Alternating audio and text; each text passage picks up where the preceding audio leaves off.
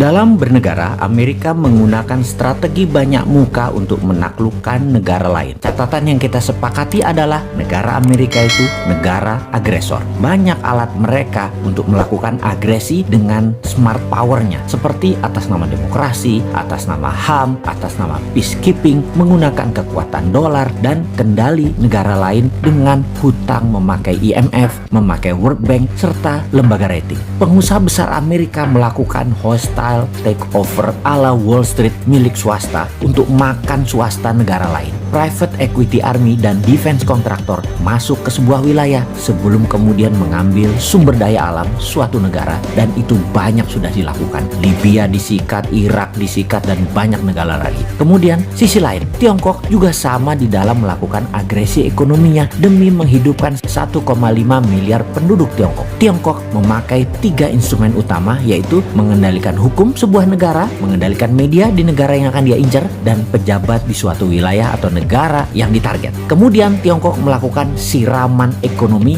melalui BUMN Tiongkok, uang Tiongkok, SDM Tiongkok, dan teknologi Tiongkok. Indonesia kalau bersama Mardigu Nation New Mind akan juga merubah permainan. Kita tidak akan mau kena instrumen Tiongkok dan tidak akan pakai lagi instrumen Amerika. Jadi ketika mendapatkan mandat siapapun New Mind, maka saran terpentingnya akan diubah pertama-tama adalah posisi Bank Indonesia. Kemudian Kementerian Pertahanan. Kementerian tersebut bukan bertahan dengan menguatkan bedil persenjataan dan mesin perang fisik, namun membangun 5 garda penyerangan. Sungguh, apa yang saat ini manajemennya di Kementerian Pertahanan hanya 1/5 dibandingkan apa yang akan kita bangun dalam Kementerian Perang atau Minister of War atau Department of War ala New Mind. Di negara berdaulat dan negara besar, Kementerian Pertahanan manajemennya dan actionnya sudah berubah sejak 20 tahun yang lalu. Indonesia sudah memiliki banyak panglima, menteri pertahanan, namun sayangnya semuanya old mind, kunonya kebablasan. Sekali lagi, ke depan bukan lagi Department of Defense, itu hanya satu di antara 5 pilar Kementerian Perang Republik Indonesia versi New Mind. Dalam Kementerian Perang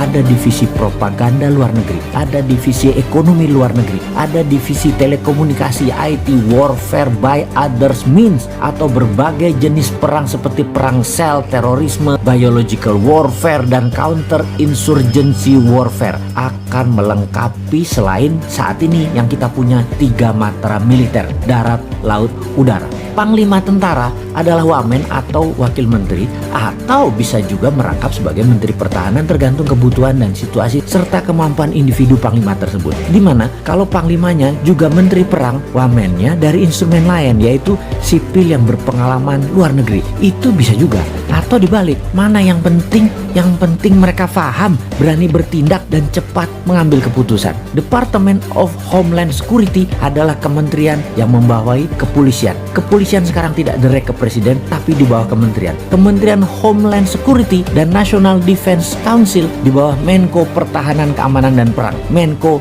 PKP. Ini nomenklatur kementerian baru. 3 pilar Mardigu Nation itu sederhana. Itu diwakili 1 Menko Ekonomi dan SDM, 2 Menko PKP, Hukum dan Politik, dan 3 Menko Kesra dan HAM. Di dalam membangun kekuatan serang, maka pasukan elit Densus Gultor menjadi 1. Densus di dalam, Gultor serang keluar, dan ofensif ke negara lain. Ini di bawah National Security dan Defense Council. Jadi kalau ada kementerian ditambah, pasti ada kementerian yang dikurangi atau ditutup. Maka Kementerian Tenaga Kerja akan jadi Dirjen Tenaga Kerja di bawah Kementerian Pendidikan. Juga Kementerian Pemuda dan Olahraga masuk ke Kementerian Pendidikan. Kementerian Sosial akan hilang, langsung dikasih ke Pemda, dinas sosial di pemerintahan daerah masing-masing. Kementerian Peranan Wanita ditiadakan, masuk di bawah Menko Kesra aktivitasnya. Penggabungan beberapa kementerian juga dilakukan karena keterkaitan lebih mudah koordinasinya di bawah satu payung kementerian. Kementerian daerah tertinggal jadi dirjen di PUPR. Intinya kementerian saat ini akan berkurang 40% jumlahnya. Pastinya Kementerian BUMN akan ditutup. Perusahaan BUMN dikurangi jadi di bawah 20 dari 800 BUMN saat ini. Akan di merger,